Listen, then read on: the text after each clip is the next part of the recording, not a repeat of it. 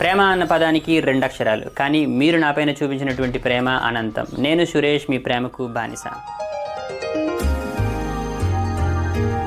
Okay, ఇప్పుడు మనం ఈ యొక్క ఫంక్షన్స్ గురించి ఇంకొంచెం డీటెయిల్డ్గా తెలుసుకుందాం. అందులో భాగంగా ఫస్ట్ మనం ఒక టాస్క్ చేద్దాం. మన యొక్క టాస్క్ ఏంటి అనుకోనంటే, మీరు ఒక ఫంక్షన్ క్రియేట్ చేయాలి.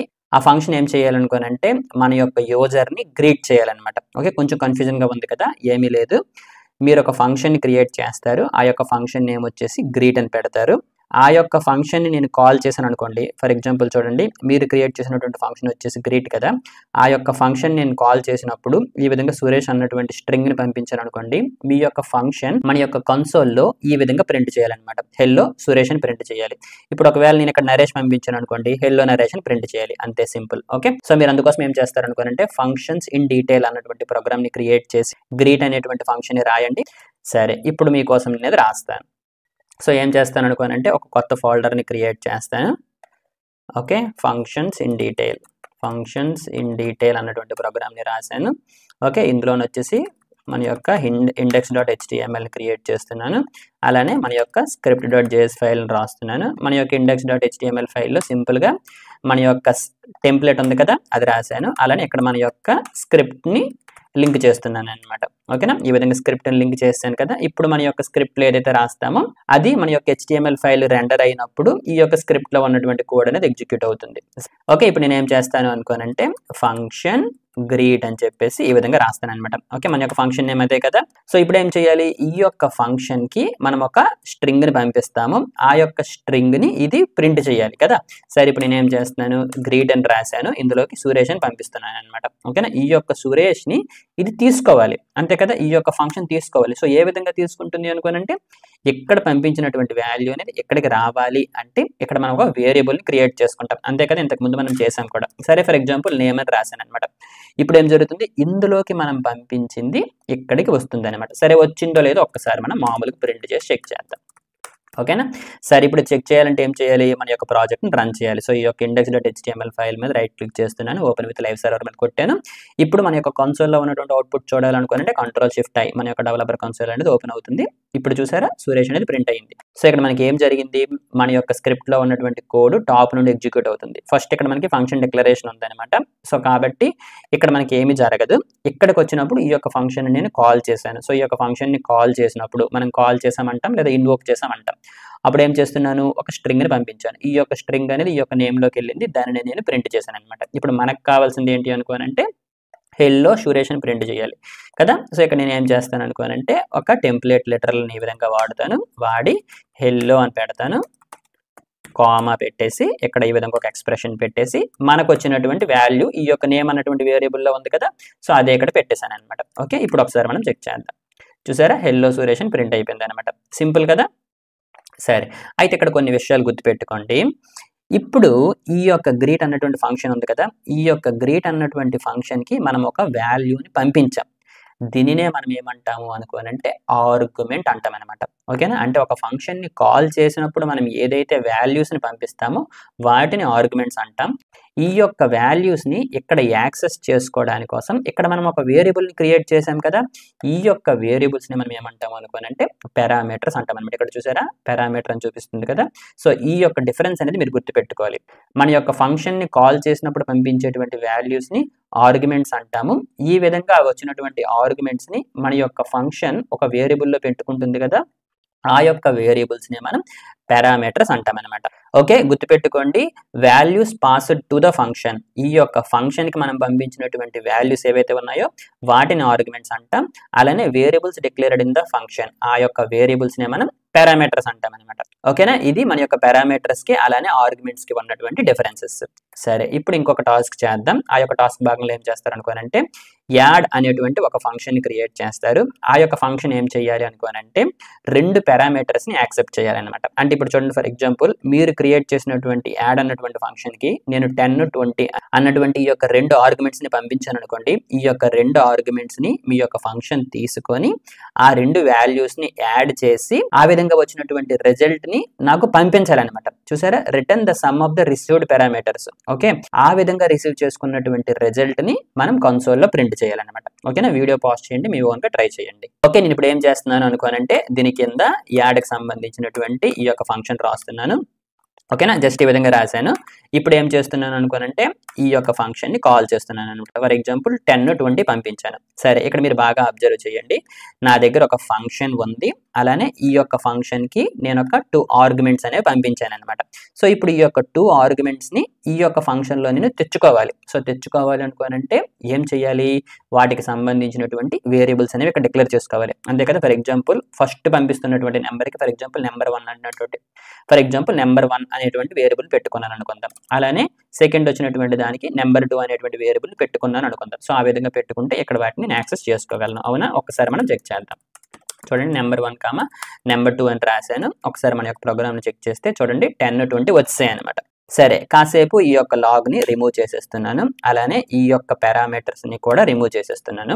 ఇప్పుడు ఏం చేస్తున్నాను అనుకోనంటే ఈ యొక్క 2 వాల్యూస్ని ఈ యొక్క ఫంక్షన్కి పంపించాం కదా, అండ్ ఆ విధంగా వచ్చినటువంటి వేరియబుల్స్ని మనం ఎక్కడైనా పెట్టుకుంటున్నామా, ఎక్కడ పెట్టుకోవట్లేదు కదా. ఎక్కడ పెట్టుకోకుండా కూడా వాటిని నేను యాక్సెస్ చేసుకోగలను అనమాట. ఎలా అంటే మనకి ఆర్గ్యుమెంట్స్ అని చెప్పేసి ఒక ఇన్స్టెన్స్ ఉందన్నమాట. ఓకే, ఇది ఒక ఆబ్జెక్ట్, ఇది మనకి జావాస్క్రిప్ట్ ఇంజిన్ వాళ్ళే ప్రొవైడ్ చేస్తారనమాట. ఓకేనా, సో ఇది ఎక్కడ నుండి వచ్చింది అనుకోనంటే ఐ ఆర్గ్యుమెంట్స్ అన్నటువంటి బిల్ట్ ఇన్ ఆబ్జెక్ట్ నుండి వచ్చింది అనమాట. సరే, ఒక్కసారి అందులో ఏముంది అనేది ప్రింట్ చేస్తాను. ఓకేనా, ఆర్గ్యుమెంట్స్. ఓకే, మీరు ఇది రాయక్కర్లేదు, ఆటోమేటిక్గా వచ్చేస్తుంది. సరే, ఒకసారి మనం చెక్ చేద్దాం. చూసారా, ఆ ఆర్గ్యుమెంట్స్ అనేది ఒక ఎరే అనమాట. ఓకేనా, అందులో చూసుకుంటే మీరు చూసారా, మనం ఈ యొక్క ఫంక్షన్కి పంపించినటువంటి వాల్యూస్ ఏవైతే ఉన్నాయో, ఆర్గ్యుమెంట్స్ ఉన్నాయో అవి మనకి ఎక్కడికి వచ్చాయి అనమాట. 10, 20 కదా పంపించాను, అవి ఈ యొక్క ఎరేలో ఈ యొక్క ఫస్ట్ 2 వాల్యూస్ కింద ఉంటాయి అనమాట. ఓకేనా, అలానే ఇక్కడ మనకి లెంత్ అన్నటువంటి ప్రాపర్టీ కూడా ఉంది. ఇంతకుముందు మనం డిస్కస్ చేసుకున్నాం కదా, ప్రతి ఎరేలో కూడా ఈ యొక్క లెంత్ అన్నటువంటి ప్రాపర్టీ ఉంటుందని చెప్పేసి. సో ఈ యొక్క లెంత్ను ఉపయోగించి ఈ యొక్క ఫంక్షన్కి ఎన్ని ఆర్గ్యుమెంట్స్ వచ్చాయో అనేది కూడా తెలుసుకోవచ్చు అనమాట. సో ఈ యొక్క ఆర్గ్యుమెంట్స్ని ఉపయోగించి మనకి ఇక్కడ వచ్చినటువంటి ఆర్గ్యుమెంట్స్ ఇందులో యాక్సెస్ చేసుకోవచ్చు. అవునా, ఇప్పుడు చూడండి, ఫర్ ఎగ్జాంపుల్ నేను ఫస్ట్ ఆర్గ్యుమెంట్ని యాక్సెస్ చేసుకోవాలనుకోండి, ఈ విధంగా అంటాను, అంతే కదా, ఎరేలో ఉన్నటువంటి ఫస్ట్ వాల్యూ. అలా కాకుండా సెకండ్ది కావాలనుకోండి, ఆఫ్ 1 అంటాను. అవునా, ఇప్పుడు నాకు సెకండ్ది వచ్చింది అనమాట. సో ఈ విధంగా కూడా చేసుకోవచ్చు, కాకపోతే ఇది మనం ఎక్కువగా వాడమన్నమాట. సో గుర్తుపెట్టుకోండి, మనకి కావాల్సినటువంటి ఈ యొక్క ఆర్గ్యుమెంట్స్ని ఇక్కడ కావాలనుకోనంటే మనం ఎక్కువగా వాడేది ఇదనమాట.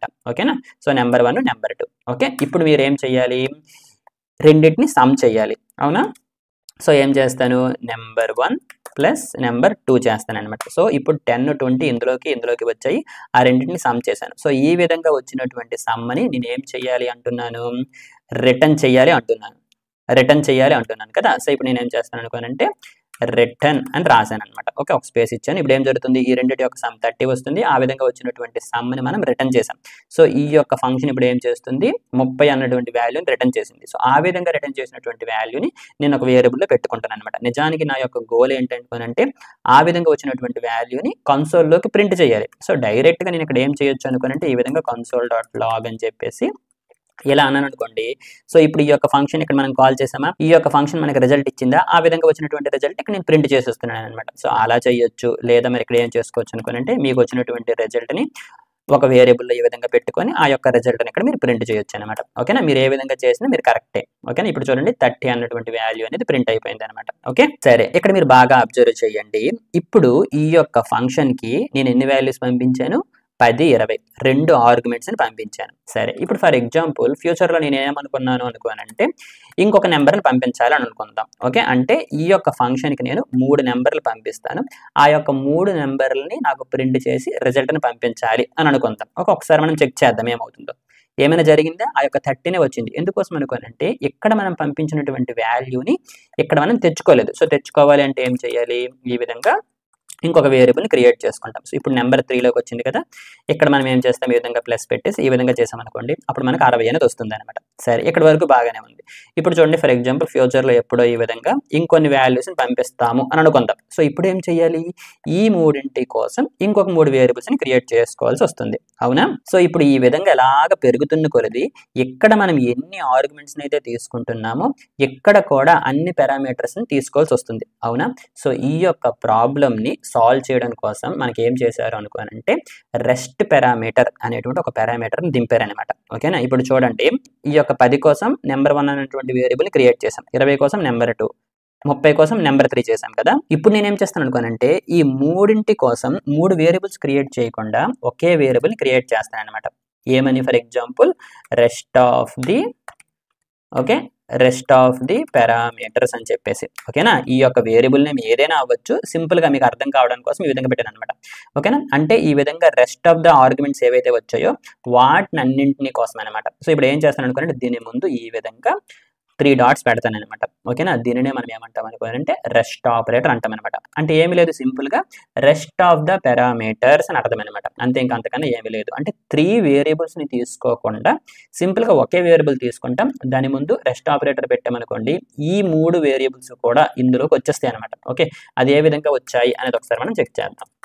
ఓకేనా? ఈ యొక్క రెస్ట్ ఆఫ్ ద పారామీటర్స్ లో ఏముందో ఇక్కడ నేను ప్రింట్ చేస్తున్నాను, ఒకసారి చూద్దాం. చూసారా, అది ఒక ఎరే అనమాట.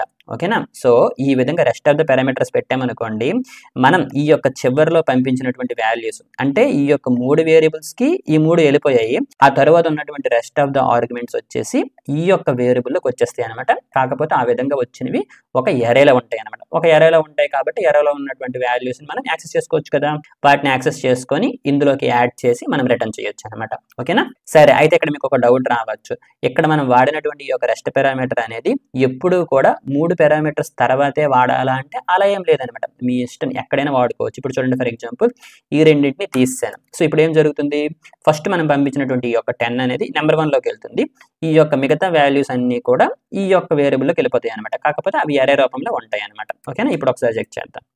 చూడండి మనకి ఏం జరిగింది, ఈ యొక్క వాల్యూస్ అన్ని కూడా ఎరే రూపంలో వెళ్ళిపోయాయి అనమాట. ఓకే, ఫస్ట్ థింగ్ ఏంటి అనుకోండి, ఈ యొక్క 2 వేరియబుల్స్ మన దగ్గర లేవు, సో జస్ట్ వాటిని తీసేస్తున్నాను. ఓకే, మనకి ఎర్రర్ అయితే పోయింది. ఇప్పుడు చూడండి, ఫస్ట్ది వచ్చేసి నెంబర్ 1 లోకి వెళ్ళిపోయింది, మిగతావన్నీ కూడా ఈ యొక్క రెస్ట్ ఆఫ్ ద పారామీటర్స్ ఉంది కదా అందులోకి వెళ్ళిపోయాయి అనమాట. చూసారా? సో ఇప్పుడు ఇందులో ఉన్నటువంటి మనం యాక్సెస్ చేసుకోవచ్చు. ఓకే, ఇప్పుడు చూడండి, for example rest of the parameters of 0 ఈ విధంగా మనం యాక్సెస్ చేసుకోవచ్చు అనమాట. కాకపోతే మన దగ్గర ఉన్నటువంటి ఎరేలో ఉన్నటువంటి వాల్యూస్ అన్నిటిని యాక్సెస్ చేసుకోవడానికి కోసం మనం కొన్ని లూప్స్ అనేవి వాడుకుంటాం కదా, ఫర్ లూప్, వైల్ లూప్ లేదా ఫర్ రీచ్, ఇలా చాలా రకాలైనటువంటి లూప్స్ ఉంటాయి. ఆ లూప్స్ని యాక్సెస్ చేసుకొని ఇందులో ఉన్నటువంటి వాల్యూస్ని యాక్సెస్ చేసుకొని వాటిని యాడ్ చేసి రిటర్న్ చేయొచ్చు అనమాట. ఓకేనా? అది మీకు తర్వాత చెప్తాను. అయితే ఫైనల్గా ఇక్కడ గుర్తుపెట్టుకోవాల్సినటువంటి విషయం ఏంటి అనుకోనంటే ఈ యొక్క రెస్ట్ పారామీటర్ అనేది ఎప్పుడూ కూడా మనకి ఇక్కడ ఉన్నటువంటి పారామీటర్స్లో లాస్ట్ పారామీటర్ అయి ఉండాలన్నమాట. ఓకేనా? అంటే దీని తరువాత మనం ఎటువంటి పారామీటర్స్ని ఈ విధంగా వాడడానికి లేదనమాట. ఎప్పుడూ కూడా ఈ యొక్క rest parameter must be the last in the parameter list అనమాట. ఓకేనా? ఆ ఒక్క విషయం మీరు గుర్తుపెట్టుకోండి. ఓకేనా? అంటే ఇప్పుడు ఇది ఈ విధంగా కూడా ఉండొచ్చు అనమాట. ఇప్పుడు కూడా ఇది లాస్టే కదా. ఓకేనా? సో అప్పుడు ఏం జరుగుతుంది, ఇందులోకి మనకి ఇవన్నీ వచ్చేస్తాయి అనమాట. ఓకేనా? ఇప్పుడు మీకు క్లారిటీగా అర్థమైంది కదా. సరే, ఒక్కసారి ఈ యొక్క కోడ్ని రివర్స్ చేస్తున్నాను. ఓకేనా? ఈ విధంగా ఉందన్నమాట. సరే, అయితే ఇక్కడ మీకు చిన్న కన్ఫ్యూజన్ రావాలి. ఇంతకు ముందు కూడా మనం ఈ యొక్క 3 డాట్స్ అన్నటువంటి ఆపరేటర్ని వాడాం. మీకు గుర్తుందే, చాప్టర్ 39లో అలానే చాప్టర్ 49లో మనం ఆబ్జెక్ట్స్ గురించి మాట్లాడుకున్నప్పుడు ఒక ఆబ్జెక్ట్ లో ఉన్నటువంటి ప్రాపర్టీస్ ని ఇంకొక ఆబ్జెక్ట్ లోకి స్ప్రెడ్ చేయడానికి కోసం ఈ విధంగా స్ప్రెడ్ ఆపరేటర్ వాడాం. అక్కడ కూడా 3 డాట్సే వాడాం. అలానే మనం అరేస్ గురించి నేర్చుకున్నప్పుడు ఒకే అరేలో ఉన్నటువంటి ఐటమ్స్ ని ఇంకొక అరేలోకి స్ప్రెడ్ చేయడానికి ఈ విధంగా 3 డాట్స్ వాడాం. కాకపోతే ఇది ఏంటి అనుకోనంటే స్ప్రెడ్ ఆపరేటర్ అనమాట. చూడడానికి ఈ రెండు కూడా ఒకేలాగా కనిపిస్తాయి, కానీ అవి వాడేటువంటి ప్లేస్ బట్టి అది మారిపోతుంది అనమాట. ఎక్కడొచ్చేసి ఇది రెస్ట్ పారామీటర్, కాకపోతే ఎక్కడొచ్చేసి ఇది స్ప్రెడ్ ఆపరేటర్ అనమాట. ఓకే, సో గుర్తుపెట్టుకోండి, rest parameter collects multiple arguments or values అంటే సింగిల్ అరే. అదే కదా ఇక్కడ మనకి జరిగింది, ఇవన్నిటిని కలెక్ట్ చేసుకొని ఒక అరేలో పెట్టుకుంది అనమాట. Okay, it is used in function parameters to handle indefinite number of arguments. అంతే కదా, మనం పంపించినటువంటి ఆర్గ్యుమెంట్స్ యొక్క లెంత్ మనకి తెలియకపోయినప్పుడు అటువంటి కేసెస్ ని హ్యాండిల్ చేయడానికి ఈ విధంగా రెస్ట్ పారామీటర్ అనేది ఉపయోగించుకుంటాం అనమాట. ఓకేనా?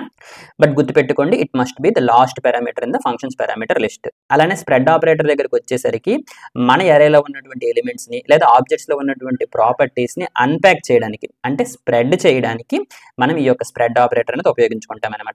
ఓకేనా? మీరు ఒకవేళ నోట్స్ మెయింటైన్ చేస్తున్నట్లయితే ఈ యొక్క డిఫరెన్సెస్ ని నోట్ చేసుకోండి. అయితే ఇంతకు ముందు మీకు ఈ యొక్క ఫంక్షన్స్ కూడా ఆబ్జెక్ట్స్ అని చెప్పాను అనమాట. సరే, అసలు ఈ యొక్క ఫంక్షన్స్ ని ఆబ్జెక్ట్స్ అని ఎందుకు అన్నాను, అలానే ఈ యొక్క ఫంక్షన్స్ ని జావా స్క్రిప్ట్ లో ఫస్ట్ క్లాస్ ఆబ్జెక్ట్స్ అని ఎందుకు అంటున్నారు అన్నటువంటి విషయాల గురించి ఇప్పుడు మాట్లాడుకుందాం. అండ్ దాంతో పాటు ఏరా ఫంక్షన్స్ గురించి కూడా మాట్లాడుకుందాం. చిన్న బ్రేక్, చిటికలో వచ్చేస్తాం.